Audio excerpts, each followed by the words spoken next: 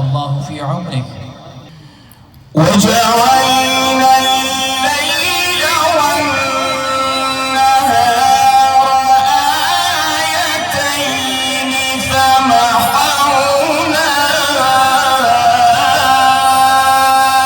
آية الليل وجعلنا آية النهار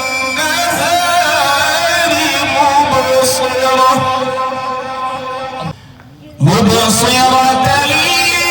لتبتغوا فضلا من ربكم ولتعلموا عدد السنين والحساب.